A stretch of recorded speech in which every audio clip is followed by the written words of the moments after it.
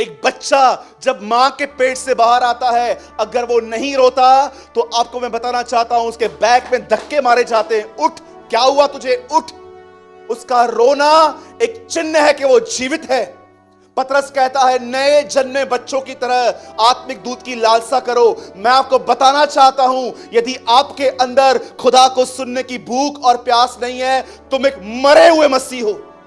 तुम्हें वापस जिलाए जाने की जरूरत है। तुम बाइबल को छोड़ो, घुटनों पर आओ, खुदा से कहो मुझे माफ कर, क्योंकि पुराने समय में तूने मुझे कुछ तो कहा है जो मैंने नहीं सुना है।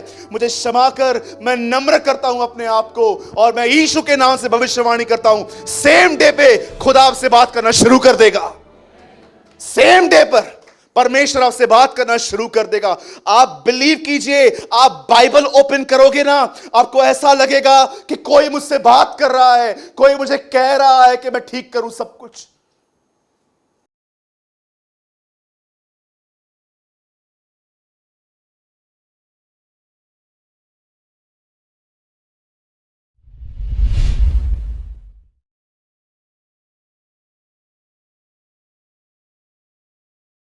लिसन, अब मैं जो स्टार्ट कर रहा हूं आप थोड़ा ध्यान से सुनिए। आज शाम को जब मैं प्रिपरेशन कर रहा था वर्ड की, तो आज मैंने बहुत स्ट्रांगली ये महसूस किया कि परमेश्वर मुझे इस वर्ड को प्रीच करने के लिए कह रहा है। और मैं ये वर्ड क्यों प्रीच कर रहा हूं, उसका एक रीजन है। क्योंकि आप में से बहुत सारे लोग, बुरा मत मानिएगा, आप में से बहुत सारे लोग प्रभु में आने के बाद भी अपने ओल्ड बिहेवियर में जी रहे हैं, और उस ओल्ड बिहेवियर को बाहर आने के लिए आज ये वर्ड प्रीच किया जा रहा है आपके बीच में। मैं आपसे विनती करता हूं कि आप कई बार यहां पर आते हैं, बाइबल को ओपन करते हैं, बहुत अच्छी बात है, लेकिन जरा जांचिए कि वचन आप पे कई बार उन लोगों पर जिनका बिहेवियर सेम है, आप पे वचन असर क्यों नहीं कर रहा आखिर। मैं बहुत बार ये बात बता चुका हूं एंड आई रिपीट, मैं आपको फिर से बताता हूं, सुनिए। जब भी आप गलती करेंगे या आप गुनाह करेंगे, और अगर पवित्र आत्मा आपको इनरली कह रहा है कि तुझे ये ठीक करना है, जिस समय आप ये सुनोगे और अगर आप अपने आप को हम्बल करके उस चीज को ठीक नहीं करोगे, आप वहां से कठोर होना शुरू हो जाओगे। उसके बाद यहां पर कोई भी कितना भी बड़ा व्यक्ति क्यों ना आए, मैं आपको बताना चाहता हूं, हो सकता है पूरी कलीसिया जीवन का जल पिएगी, पर आपको एक ड्रॉप फील नहीं हो सकता है जब तक आप खुदा के सामने पूरी ईमानदारी के साथ ये नहीं कहते हैं, खुदा तो मुझे बहुत कुछ बोलता है लेकिन मैं नहीं मानता, मैं नहीं मानती। मैं कई लोगों को, जो बहुत पुराने लोग हैं, जो प्रभु में हैं, जब मैं उनकी जिंदगियों में अविश्वासियों का स्वभाव देखता हूं, तो मैं कई बार प्रभु से एक सवाल पूछता हूं, प्रभु ये 4 दिन अटेंड करने वाले लोग हैं, इनके पास न्यू किंग जेम्स वर्जन भी है, इंग्लिश बाइबल भी है, हिंदी भी है, इनके घरों में शुभ संदेश चैनल भी चलते रहते हैं, पर खुदावन ये बदले क्यों नहीं जाते। जानते हो परमेश्वर क्या कहता है, क्यों? क्योंकि पास्ट में मैंने इनको कुछ कहा था और उन्होंने उसे चप्पल की तरह से फेंक दिया। अब ये मुझे कहते हैं, अब मैं भी इनकी नहीं सुनता। मेरे भाइयों और बहनों, आपने बहुत दिन सुने होंगे, promise day, chocolate day, sari day, ये डे, वो डे, सुना होगा ना आपने ये सब दिन। अब एक मस्त दिन आने वाला है, जजमेंट डे। और उस जजमेंट डे पे जानते हैं क्या होगा? जितने भी लोगों ने इन डेज में जो भी किया है ना, उस डे पे उस सबका हिसाब है। आप कभी इस बारे में सोचते हैं? सुनिए, 19th सेंचुरी में एक परमेश्वर के जन ने कहा, अगर तुम जो कर रहे हो सिर्फ इस विवेक से करो कि यह काम एक दिन न्याय के सामने खुलेगा, तो तुम्हारे काम करने के तरीके ही बदल जाएंगे। सोचो, आप किसी से चेंज ले रहे थे, आपने किसी से छुट्टा लिया, चेंज ले रहे थे, और जानते हैं वहां पर क्या हुआ? उस चेंज में आपके पास 200-400 रुपया ज्यादा आ गया। आप सोचो, जजमेंट डे पे वो पिक्चर जब दिखाई जाएगी कि आपको 400 रुपये वापस करने थे, पर वो आप आगे निकल गए, उस टाइम पे आप प्रभु को वहां पर क्या उत्तर देंगे? 400 रुपये की वजह से सोचो, जब खुदावन आपको स्वर्ग के लिए बुलाया गया है, क्या बोलेगा वो आदमी? तू उसको स्वर्ग कैसे ले रहा है? इससे मेरे 400 रुपीज लिए थे।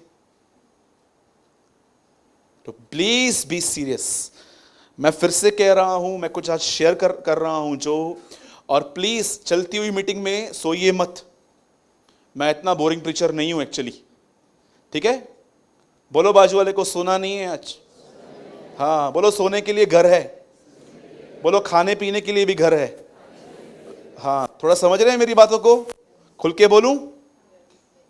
समझ गए? चालू करो। ओके, आइए मेरे साथ। जिन भी लोगों के पास बाइबल है, आप सब मेरे साथ खोल सकते हैं मरकुस की इंजील, मरकुस रचित सुसमाचार, और उसका 5वां अध्याय। बहुत ही ऑसम वर्ड है, बहुत ही अच्छा वचन है, अगर आपने इसको समझा तो।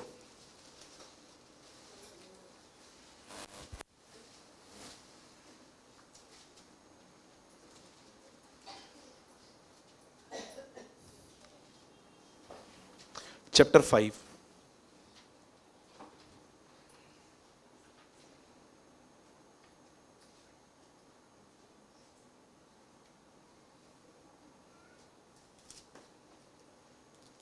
(23) लाइट्स बंद कर दो भैया।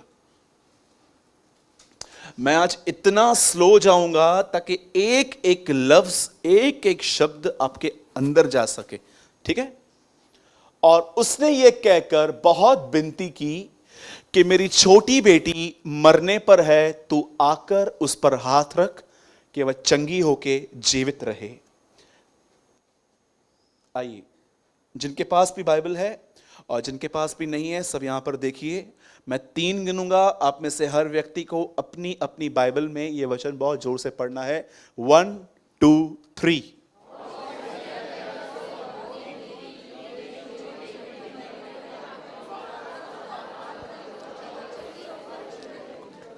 और उसने यह कहकर बहुत विनती की कि मेरी छोटी बेटी मरने पर है, तू आकर उस पर हाथ रख कि वह चंगी होकर जीवित रहे।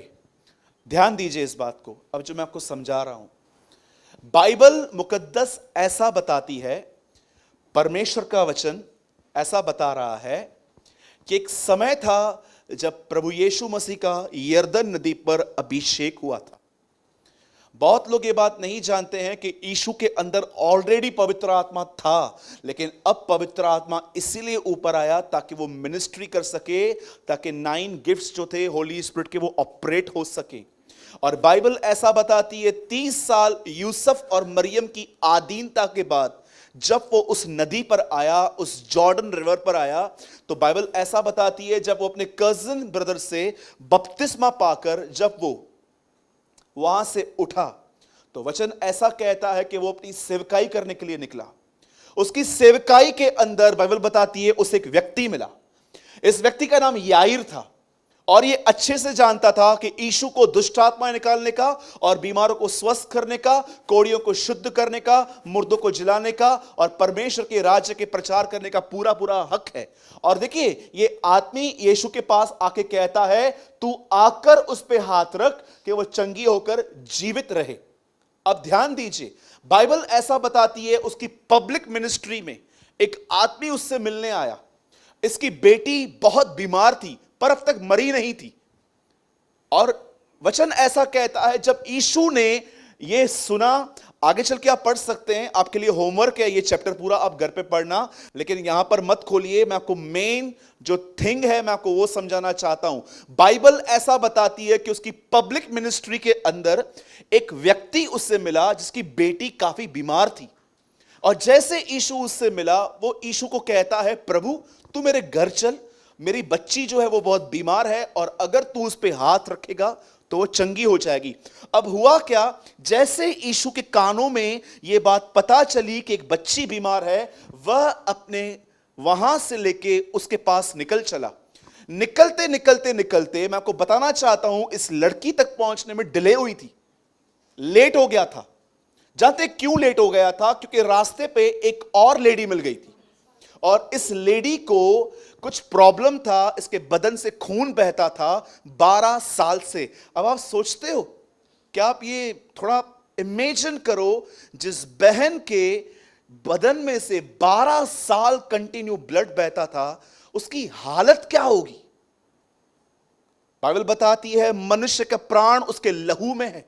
आज भी आप देखिए, इंसान का जो सोल है वो ब्लड में है। उस बहन का सारा ब्लड एवरी डे थोड़ा थोड़ा करके इतनी कमजोर हो गई थी वो, पर उसने एक बात सुनी थी कि अगर मैं उसके वस्त्र को छू लूंगी तो मैं चंगी हो जाऊंगी। और बाइबल बताती है यीशु एक्चुअली इस लेडी के लिए नहीं, यीशु एक बच्ची को ठीक करने के लिए जब जा रहा था, जाते जाते लिखा गया है एक स्त्री उससे मिली और उसने उसके गारमेंट को टच किया और बाइबल बताती है वो ऑन द स्पॉट चंगी हो गई थी।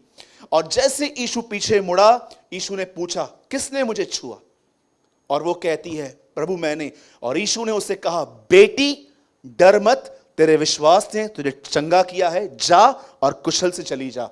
लेकिन आप याद रखिए, जीसस कहीं और जा रहा था और जैसे यीशु ने उसे चंगा किया, सामने से एक आदमी आके कहता है अब गुरु को कष्ट न दे, बच्ची मर चुकी है। और जैसे यीशु ने यह बात सुनी कि बच्ची मर गई है, लिखा है यीशु ने उन शब्दों को अनसुना कर दिया। अनसुना करने के बाद यीशु उस घर में गया और यीशु ने एक अलग एक भाषा में, उसने अपनी लैंग्वेज में उसे कहा तलिता कूमी, हे लड़की उठ। और बाइबल ऐसा बताती है, आपको पता है जब यीशु वहां पर गया, वहां पर लोग रो रहे थे। Do you know? चंगा करने से पहले उसने हर एक को जो रो रहे थे बाहर निकाला। क्यों यीशु ने रोने वालों को बाहर निकाल दिया? हां, क्या आप ये बिलीव करते हो कि परमेश्वर उस घर में कभी काम नहीं कर पाता जिसमें लोग अविश्वासी हैं? यीशु मसीह पर विश्वास करते हैं कि वो परमेश्वर है, लेकिन उन्हें यह विश्वास नहीं है कि वो मेरी परिस्थितियों से बड़ा है। बहुत सारे ऐसे लोग हैं जो ये बिलीव करते हैं वो मेरे लिए मरा, लेकिन वो ये बिलीव नहीं करते कि खुदावन मेरी परिस्थितियों से बड़ा है। आप जानते हो, जैसे यीशु वहां पर गया, यीशु ने कहा तलिता कूमी उठ, और वो लड़की उठ गई। और सुनिए, जो बात मैं आपको समझाना चाहता हूं वो अब आ रही है। ब्रदर मैं चाहता हूं आप मत खोलिए, मैं चाहता हूं सीधा लगाओ 5 का 43। प्लीज आप ओपन ना करें, यहां देखें क्या लिखा है, देखिए। और फिर उसने चिताकर आज्ञा दी कि यह बात कोई न जानने पाए और कहा उससे कुछ खाने को दिया जाए। अब सुनिए, जैसे ये लड़की मुर्दों में से जिंदा हुई है, पहली चीज जो यीशु ने कही है वो है इस बच्ची को कुछ खाने के लिए दो। मैं सोच रहा था क्या वो भूखी थी? हेलो, मैं कुछ समझा रहा हूं आपको आज। कितने लोग ये बात जानते हैं, यीशु का हर चमत्कार एक शिक्षा है। यूहन्ना के 2 अध्याय में ऐसा लिखा गया है कि जब उसने पानी को दाखरस बनाया तो उसके बाद ऐसा लिखा है कि उसने पहला चिन्ह दिखाकर अपनी महिमा प्रकट की। चिन्ह, एवरी मिरेकल सिर्फ एक मिरेकल नहीं है, वो एक टीचिंग है, वो एक शिक्षा है। एक आदमी को देखिए, उसके पास आंखें नहीं थी, यीशु ने थूका, हाथ में मट्टी ली, उसके मुंह सोचो आपको कोई ऐसा हीलिंग दे, आप किसी को बोलो मेरे को बुखार है और वो नीचे थूके, वो थूक उठाए, आप क्या कर रहे हो? लेकिन मैं आपको बताना चाहता हूं ये सिर्फ मिरेकल्स नहीं है, ये सब शिक्षाएं हैं। यीशु ने एक आदमी को देखा, उसके पास आंखें नहीं है, उसने थूका, अपने हाथ में मट ली, उसके आंखों पे लगाया। क्या बताना चाह रहा था वो इस चमत्कार के द्वारा? कि देखो जो यीशु है वो एक्चुअली यहोवा है। जिसे परमेश्वर ने सृष्टि बनाई थी, उसके बाद इंसान को मिट्टी से बनाया था कि देखो मैं वही परमेश्वर हूं। इसकी आंखें नहीं थी, मैंने मिट्टी से आंखें दे दी। यह चमत्कार दिखाता था कि वो सृष्टि करता है। वैसे ही यह चमत्कार जो यीशु ने किया, मुर्दों में से जिंदा होने के बाद पहली चीज वो कहता है, इसे कुछ खाने को दिया जाए, should be given her to eat. आपको पता है यह दृष्टांत क्या बताता है, यह चमत्कार क्या बताता है? मेरे भाइयों और बहनों, 3:1 कुलिस्सियों में ऐसा लिखा गया है, हम मसीह के साथ जिलाए गए हैं। कितनों के बाद जानते हैं हम जिलाए कैसे गए हैं? जब हम प्रभु में नहीं थे, हर प्रकार के गुनाहों में थे। कोई व्यभिचार में था, कोई इतना गुस्से में था कि चीजें उठा के फेंकता था, गालियां देता था, श्राप देता था। ऐसा गुस्सा था हम लोगों में। हम लोगों में इतनी जलन थी जब हम प्रभु में नहीं थे कि हम जलन के अंदर घर के घर बिगाड़ देते थे, किनकी शादियां तोड़ देते थे हम लोग जलन के अंदर आके। कुछ लोग जादू टोना भी करते थे। ये कब की दिशा है? जब आप खुदा में नहीं थे तो लिखा गया है तुम मरे हुए थे, लेकिन मसीह ने तुम्हारे साथ तुम्हें जिलाया है। आपको पता है जिलाए जाने का मतलब क्या होता है? आइए सब ध्यान दीजिए। जिलाए जाने का अर्थ यह होता है कि कोई समय था आप गुनाहों में थे, लेकिन आप जैसे प्रभु में आए, आपने सुसमाचार पर विश्वास किया। क्या है सुसमाचार? आज का प्रचारक कहता है चंगाई मिलेगी, आज का प्रचारक कहता है बरकत मिल जाएगी, आज का प्रचारक कहता है ये मिलेगा वो मिलेगा। मैं आपको बताना चाहता हूं यह सुसमाचार नहीं है। सुसमाचार है पापों की क्षमा और परमेश्वर से मेल मिलाप। सच्चा सुसमाचार, पौलुस कहता है उसने हमें मेल मिलाप का सुसमाचार सुनाया है। जानते हो सुसमाचार क्या है? What is gospel? आप में से बहुतों को सुसमाचार सिर्फ वर्ड पता है, लेकिन शायद आपको अर्थ नहीं पता है। सुसमाचार यह है कि मेरे गुनाह क्षमा किए गए हैं और अब परमेश्वर से मेरा मेल मिलाप होगा। That is gospel. आप जब प्रभु में आए, सब यहां पर ध्यान दीजिए, यह लड़की मुर्दों में से जिंदा होने के बाद इसके लिए कहा गया है इसे कुछ खाने को दो। आपको पता है हम इस लड़की की तरह मरे हुए थे अपने गुनाहों में, और जब हम यीशु में आए तो हमें पता चला अरे ये हम क्या कर रहे हैं, ये क्या हमारे जिंदगी में हो क्या रहा है? खुदा ने हमें जिलाया। जैसे इस लड़की को मुर्दों में से जिंदा होने के बाद पहली चीज कही थी इसको खाने के लिए दो। मैं आपको बताना चाहता हूं यदि आप जिलाए गए हैं, यदि आपको अब भले और बुरे का ज्ञान आ चुका है, क्या सही है क्या गलत है, मैं आपको बताना चाहता हूं मेरे भाइयों और बहनों, जैसे इस लड़की को खाने के लिए कहा गया था इसे कुछ दो, वैसे ही आप और मैं जो जिलाए गए हैं, जिन्हें यह पता चल गया है कि हम पहले गुनाह में थे और हम गलत कर रहे हैं, यदि आपको यह वचन नहीं मिला खाने के लिए तो मैं आपको बताना चाहता हूं आप अपने गुनाहों में दबे और फंसे हुए रहोगे।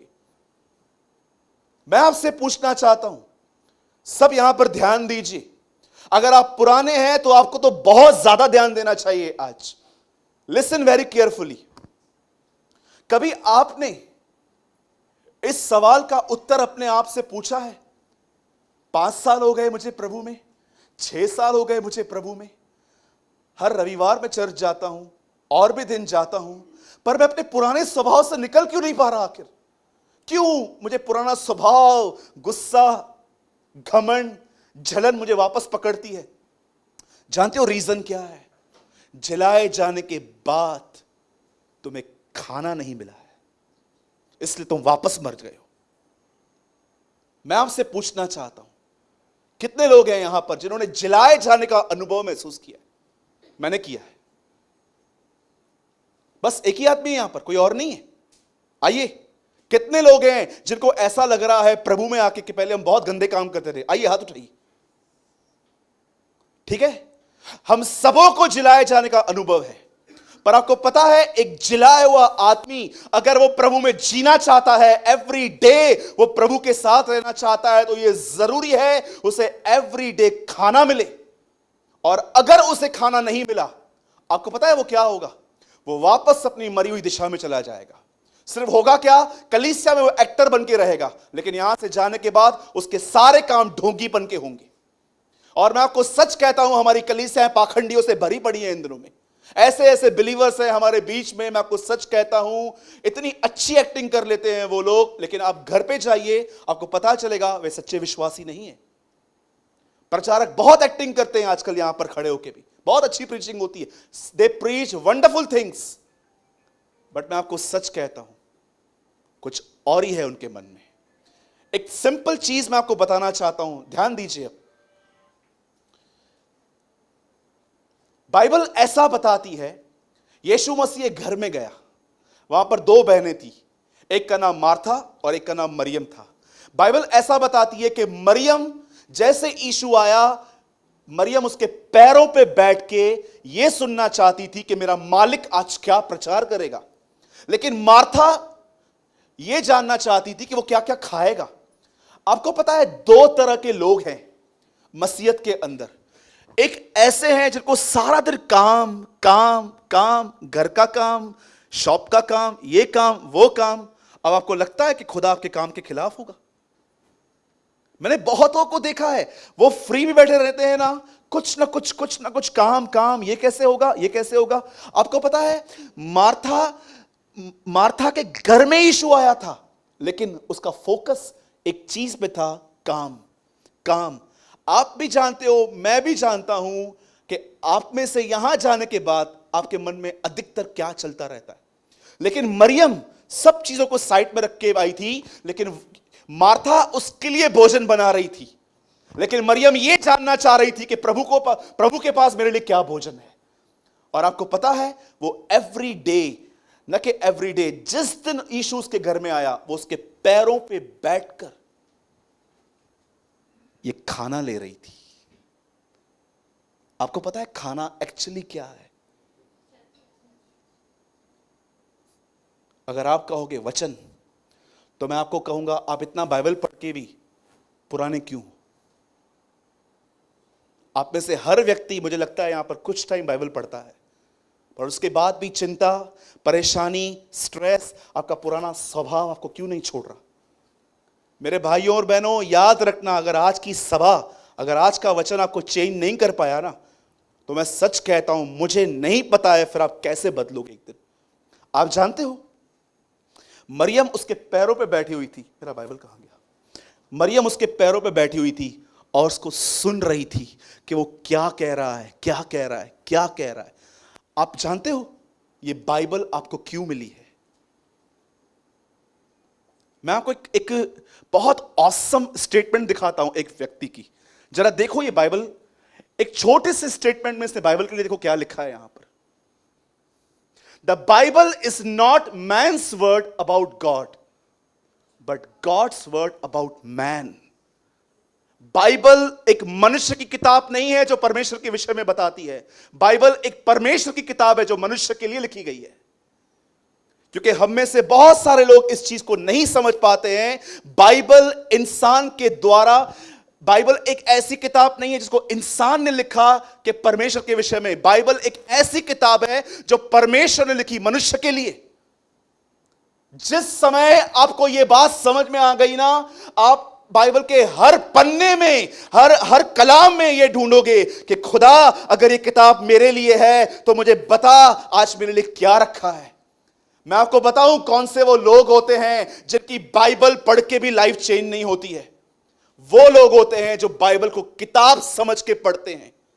उन्हें लगता है कि पास्टर ने मुझे आज्ञा दी है, भाई ने मुझे आज्ञा दी है, एक अध्याय तो पढ़ना ही है। वो सिर्फ अपनी धार्मिक एक स्पिरिचुअल, या तो मैं कहूंगा एक रिलीजियस ड्यूटी पूरी करते हैं, एक अध्याय पढ़ने की, और अपने आप को कहते हैं हाँ आज मैंने पढ़ लिया। लेकिन कितने लोग हैं जो परमेश्वर को बाइबल खोलते समय ये कहते हैं, प्रभु ये बाइबल मैं इसलिए पढ़ रहा हूं क्योंकि मैं जानना चाहता हूं कि तू मुझसे आज क्या बात करना चाहता है। मैं फिर से कहूं, हेलो, बाइबल को किताब की तरह पढ़ रहे हो आप कि आप बाइबल को इसलिए उठाते हो क्योंकि आप ये जानना चाहते हो कि प्रभु मुझसे क्या बात कर रहा है। आई रिपीट अगेन, मैं फिर से कह रहा हूं, आप बाइबल को उठा रहे हो कि आप बाइबल को इसलिए उठाते हो क्योंकि आप जानना चाहते हो कि आज परमेश्वर आपसे क्या बात करना चाहता है। मैंने एक दिन बाइबल उठाई और मैंने प्रभु से कहा, प्रभु आज जो भी तू मुझसे बात करेगा ना, मैं एक्सेप्ट करूंगा। और जब मैं अपना डेली पोर्शन कंप्लीट कर रहा था, मैं पढ़ रहा था, एक दिन मैं एक वचन पे पहुंचा जिसमें ऐसा लिखा गया था, यदि तुम्हारी धार्मिकता शास्त्री और फरीसियों की धार्मिकता से बढ़कर ना हो तो तुम परमेश्वर के राज्य में कभी प्रवेश नहीं कर सकते। मैं बहुत पढ़ा, मैंने कहा प्रभु उसका अर्थ क्या है? कौन है ये फरीसी लोग? क्या है इनकी धार्मिकता? और क्यों तू हमसे यह कहता है कि अगर तुम इससे धार्मिक न बनो तो तुम परमेश्वर के राज्य में कभी प्रवेश नहीं कर पाओगे? आपको पता है उनकी धार्मिकता क्या थी? उनकी धार्मिकता थी, स्त्री को टच मत करो क्योंकि यह व्यभिचार है। लेकिन यीशु ने कहा, मैं तुमसे कहता हूं किसी स्त्री को देख के अपने मन में वासना भरे विचार न रखो। यीशु ने कहा, यह मेरी व्यवस्था है। उसके बाद यीशु कहता है, तुम सुन चुके हो, यह उनकी शास्त्र है, यह उनकी धार्मिकता है कि तुम हत्या न करो, पर मैं तुमसे कहता हूं किसी से नफरत मत करो। हेट्स किल के समान है। जो नफरत करते हैं वो एवरीडे एक दूसरे को छुरे डालते हैं। मैंने प्रभु से कहा, प्रभु मर्डर तो बाहर होता है, नफरत तो अंदर होती है। मैंने कहा, प्रभु क्या ऐसा हो सकता है कि कोई मुझसे बुरा चले और मैं अपने मन के अंदर उसके लिए बुरा ना सोचूं? प्रभु ने कहा, आगे पढ़, मैंने इन्हीं बातों पर चलने के लिए तुम्हें पवित्र आत्मा दिया है। मेरे भाइयों और बहनों, क्या आप हर दिन जब इस किताब को खोलते हो तो क्या आप परमेश्वर को बात करते हुए पाते हो? क्या आपको सिर्फ इतना ही पता चलता है कि यीशु गलील से यरूशलेम गया, बथेस्दा से वहां पर गया, मार्था से मिला, मरियम से मिला? अगर परमेश्वर आपसे बात नहीं करता तो आप जान लो कि आप इतने दूर चले गए हो कि अब आप उसकी आवाज को नहीं सुन पा रहे हो। आपको बाइबल पढ़ने से पहले मैं आपको बताना चाहता हूं, आपको आंसू बहाने की जरूरत है कि प्रभु मुझे माफ कर, मैंने पास में तेरी आवाज को बहुत नकारा है। एक बार फिर से खुदा मुझे ले और मुझे आशीष दे और मुझसे बात कर। मैं आपको सच कहता हूं, जिस दिन मैं खुदा को सुनते हुए नहीं पाता, मैं समझ जाता हूं समथिंग इज रॉन्ग, क्योंकि बाइबल की शुरुआत हुई है, प्रभु ने 6 के 6 दिन बात की है, वो मुझसे बात क्यों नहीं कर रहा? एक बच्ची मर गई, उसके बाद यीशु कहता है इसे कुछ खाने को दो। हर मसीह जो यहां पर बैठा हुआ है, आप प्रभु में जब नहीं थे आप मरे हुए थे, लेकिन जब आप प्रभु में गए आप जिलाए गए। जैसे इस बच्ची को भोजन दिया गया, तुम्हें हर दिन खुदा के साथ जीने के लिए तुम्हें भोजन की जरूरत है। एक बच्चा जब मां के पेट से बाहर आता है, अगर वो नहीं रोता तो आपको मैं बताना चाहता हूं उसके बैक में धक्के मारे जाते हैं। उठ, क्या हुआ तुझे, उठ। उसका रोना एक चिन्ह है कि वो जीवित है। पतरस कहता है, नए जन्मे बच्चों की तरह आत्मिक दूध की लालसा करो। मैं आपको बताना चाहता हूं, यदि आपके अंदर खुदा को सुनने की भूख और प्यास नहीं है, तुम एक मरे हुए मसीह हो। तुम्हें वापस जिलाए जाने की जरूरत है। तुम बाइबल को छोड़ो, घुटनों पर आओ, खुदा से कहो मुझे माफ कर, क्योंकि पुराने समय में तूने मुझे कुछ तो कहा है जो मैंने नहीं सुना है, मुझे क्षमा कर। मैं नम्र करता हूं अपने आप को और मैं यीशु के नाम से भविष्यवाणी करता हूं, सेम डे पे खुदा आपसे बात करना शुरू कर देगा। सेम डे पर परमेश्वर आपसे बात करना शुरू कर देगा। आप बिलीव कीजिए, आप बाइबल ओपन करोगे ना, आपको ऐसा लगेगा कि कोई मुझसे बात कर रहा है, कोई मुझे कह रहा है कि मैं ठीक करूं सब कुछ। तुम मसीह में जिलाए गए हो, कभी इस बात को मत भूलो। मेरे भाइयों और बहनों, पूछो अपने आप से, कहीं ऐसा तो नहीं है मार्था की तरह तुम्हारे मन में संसारिक कामों को भर दिया गया है कि तुम मरियम की तरह हो जो कामों से पहले यह जानना चाहते हो कि खुदा क्या कहता है। अपने बपतिस्मे के बाद पहली चीज यीशु मसीह कहते हैं, मनुष्य रोटी से नहीं परंतु परमेश्वर के मुंह से निकले गए वचन से जीवित रहेगा। पहली चीज उसने कही है। पूछो अपने आप से, खुदा ने आपको जिलाया है, क्या तुम अब भी जीवित हो? प्रकाशित वाक्य में एक पास्टर था, उसको दूत कहा गया है, परमेश्वर का दूत। आपको पता है सुबह से लेकर रात तक वो क्या करता था? परमेश्वर के राज्य का प्रचार, विजिटिंग्स, इसके घर में, उसके घर में, इसके घर में, उसके घर में। आप उसके सामने जाओ, चिल्ला चिल्ला के आपके लिए प्रार्थना करेगा। मैं आपको बता सकता हूं उस पास्टर के लिए। और अगर आप उसकी कलीसिया का ओपिनियन जानो उसके बारे में कि भाई आप इस पास्टर को क्या नाम दोगे, तो उसकी कलीसिया जानते उसके बारे में क्या कहती है? ये तो जीवित आदमी है। कलीसिया कहती है जीवित है, प्रभु कहता है ये मरा हुआ है। हमें लगता है हम सेवकाई करते हैं, हम मिनिस्ट्री करते हैं, हम लोगों को यीशु के लिए बताते हैं, हम सोशल मीडिया पे बहुत कुछ शेयर करते हैं। हो सकता है कि आप बहुत बेहतरीन चीजें प्रचार करते हो, पर प्रभु की दृष्टि में आप मरे हुए हो, आप अपना पहला सा प्रेम खो चुके हो। मेरे भाइयों और बहनों, it's time to be serious. आइए सब यहां देखिए, मैं आपसे पूछना चाहता हूं, कितने लोग हैं यहां पर जो ये जानते हैं कि ये 1732 पेज की बाइबल क्यों मिली है आपको? कहीं ऐसा तो नहीं है इस बाइबल को पढ़ने के द्वारा आप यीशु की तरह नहीं, पर डे बाय डे अच्छे फरीसी बनते जा रहे हैं? कितने लोग हैं, सच बताइए, आपकी ये गवाही है, एवरी डे खुदा आपको आपकी एक मिस्टेक दिखाता है। मैं हूं यहां पर, एवरी डे खुदा तुम्हें तुम्हारी मिस्टेक दिखाता है कि तेरा बात करना ठीक नहीं था, तूने सही बोला गलत टोन से बोला, तूने सही किया गलत तरीके से किया। सोचो, यशायाह नबी कहते हैं, हाय मुझ पर, क्योंकि मैं एक अशुद्ध होठों वाला मनुष्य हूं। सोचो यीशु की ज्योति कितनी महान थी। आज एक भाई ने मुझे बताया कि एक इत्र लेके कैसे एक लेडी ने उसके पैरों पे रख दिया। वो इत्र उसके बिजनेस की निशानी थी। एवरी डे वो इत्र लगा के कस्टमर्स को अट्रैक्ट करती थी, उसे इत्र वहां छोड़ दिया। आप बिलीव कर सकते हैं, एक लड़की को जब पता चला कि उसका इनकम सोर्स ही गलत है, उसने अपना इनकम सोर्स यीशु के पैरों पे तोड़ दिया। नहीं चाहिए मुझे वो चाहिए जो मुझे मेरा खुदा देगा। अब आप में से बहुत सारे लोग कहते हैं, भाई मैं तो अनपढ़ हूं, मैं तो पढ़ना नहीं जानता हूं, मैं तो तीसरी में भाग के आ गया था स्कूल में से। अच्छा, बॉलीवुड के गाने कैसे सुनते हैं आप? फिर सुनते हैं ना, है ना, बहुत सारे आते हैं ना गाने, बदतमीज दिल, ये वो फालतू गाने सब सुनते हैं ना। अगर तुम बॉलीवुड के सॉन्ग सुन सकते हो तो ऑडियो बाइबल नहीं सुन सकते? हाँ, आपके मोबाइल में ऐप्स होते हैं आजकल, आप आराम से बैठ के पूरी बाइबल सुन सकते हो। मेरे कलीसिया में ऐसे लोग हैं जो पढ़ना नहीं जानते हैं, पर उनसे अच्छी बाइबल जानते हैं जो पढ़ना जानते हैं। मैं आपको ऐसे भाइयों से मिला सकता हूं, आपको चाहिए, आप रुको मेरे साथ कलीसिया के अंत तक। मैं आपको ऐसे भाइयों से मिला सकता हूं जो पढ़ना लिखना नहीं जानते, पर वो उनसे अधिक अच्छी बाइबल जानते हैं, जो पढ़ना भी जानते, लिखना भी जानते। जानते हो क्या प्रॉब्लम है? जानते हो क्या इश्यू है? वो जिंदा हैं और कुछ मर चुके हैं। जो जिंदा रहता है ना, उसमें भूख रहती है। मैं आपको सच कहता हूं, जिस दिन आप इस कलाम को उठाओ, इस नए और पुराने ऐदनामे को उठाओ, और अगर आपसे खुदा बात नहीं करता ना, मेरे भाइयों और बहनों, समथिंग इज रॉन्ग।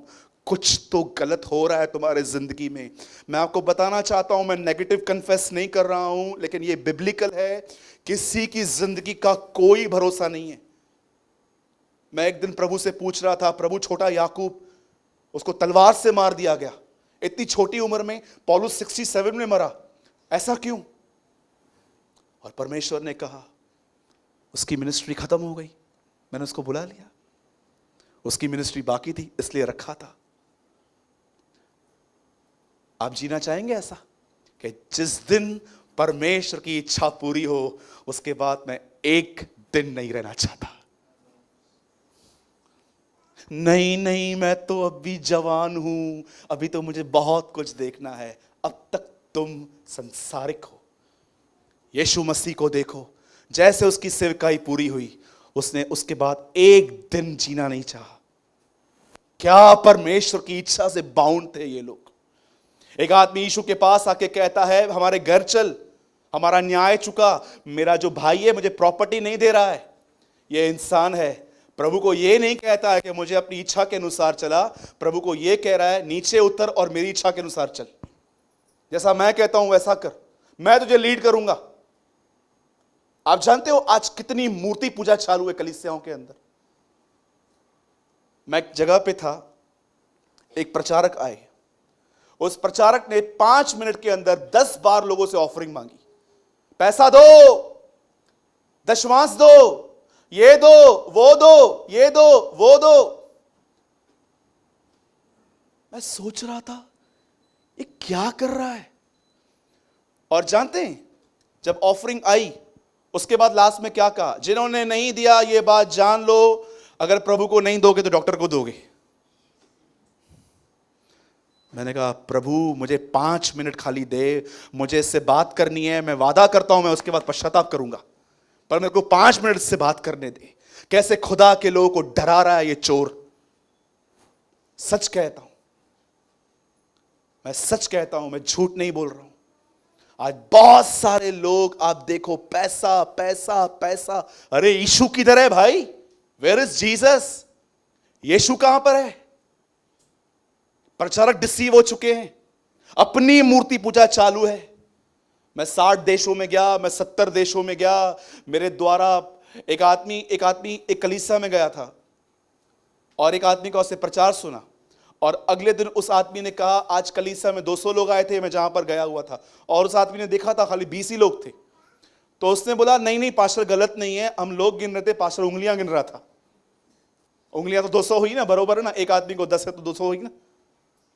इतनी बड़ाई अपनी मूर्ति, इट्स आइडल वर्शिप। ये मूर्ति पूजा ही है, इट्स आइडल वर्शिप। मैं आपको बताना चाहता हूं मेरे भाइयों और बहनों, यदि आपको कभी डालने के लिए पैसा न होना, चिंता मत करना, खुदा तब भी आपसे प्यार करता है। Still he loves you. वो ही तुम्हें डालने के लिए बीज देता है। किसी से मत डरना, कोई भी तुम्हें डराए अगर पैसा नहीं दोगे तो तुम्हें आशीष नहीं मिलेगी, ये नहीं मिलेगा, वो नहीं मिलेगा, उनको बोलना I reject your words in Jesus name. मुझको खुदा ने दिया था और मुझे देगा। जानो अपने परमेश्वर को। एक चीज मैं आपको बताना चाहता हूं, मैं चाहता हूं आप बाइबल बंद करो। मुझे लगता है ये सुन के आप थोड़े हैरान हो जाएंगे। आज कुछ अजीब ही है हमारे कलीसिया में। मैं विश्वास करता हूं यीशु हमारे बीच में है आज। आमीन। सुनिए, इससे पहले कि मैं क्लोज करूं, I tell you one thing.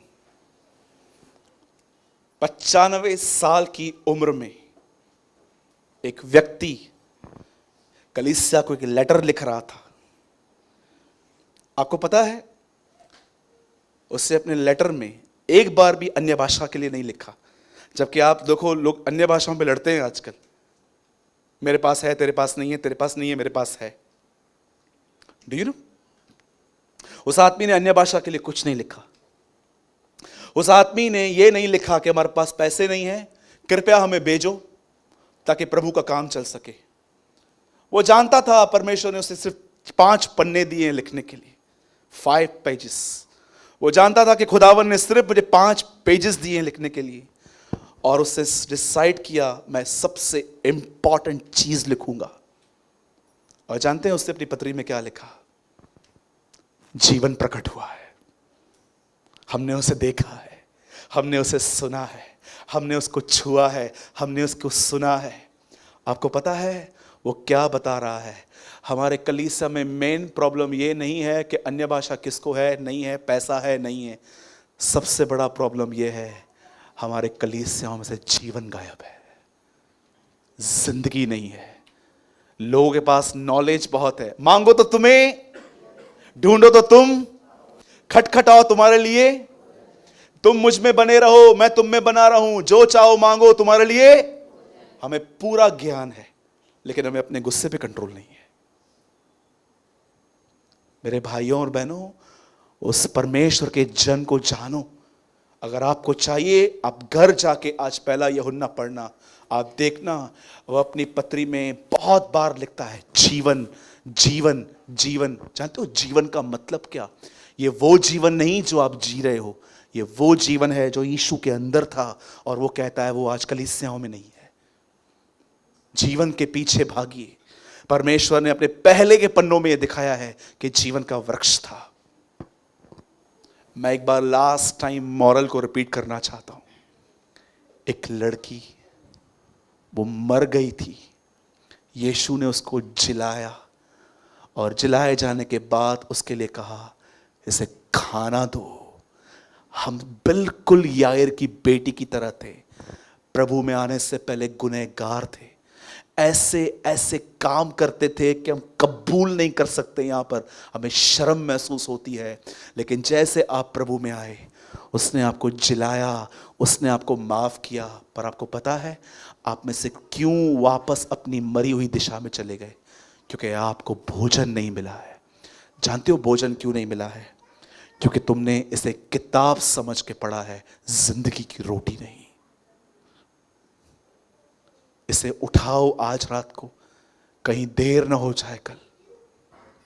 आप जानते हैं बाइबल की अंतिम प्रार्थना क्या है?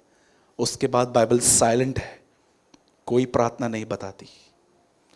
The last prayer of the Bible is, यूहन्ना कहता है, हे प्रभु यीशु आ।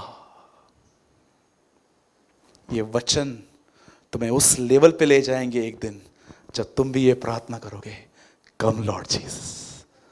और जानते लास्ट में क्या लिखा है? हाँ आमेन। कितने लोग हैं जो इस प्लेस पे पहुंचना चाहते हैं कि तुम भी ये प्रार्थना कर पाओ और तुम भी ये कह पाओ, यस कम। आज बहुतों को कहता हूं यीशु मसीह आने वाला है, डिस्टर्ब हो जाते हैं। जानते हो क्यों डिस्टर्ब होते हो? क्योंकि तुम जानते हो कि तुम्हारे जीवन में पाप है। मेरे भाइयों और बहनों, बी अलर्ट, बी अलर्ट।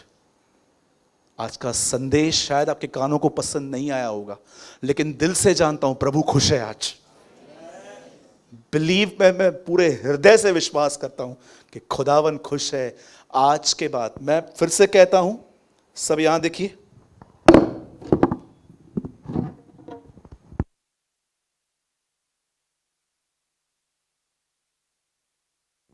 मैं आपके सामने अपने कपड़े झाड़ता हूं। मैंने आपको सच्चाई बताई है, अब आप जानिए, आपके काम जाने। परमेश्वर को न्याय के दिन मत कहना कि मैंने क्या किया। मैंने आपको सब कुछ बताया। पिलातूस ने अपने पैर धोए, अपने हाथ धोए थे। मैं आपके सामने अपनी शर्ट झाड़ता हूं आज कि मैंने आपको संपूर्ण सत्य बताया है। अब ये आप जानो, आपका खुदावंत जाने कि आपका संबंध उसे कैसा है। यदि हम उसके साथ मर गए हैं तो हम उसके साथ जिएंगे भी।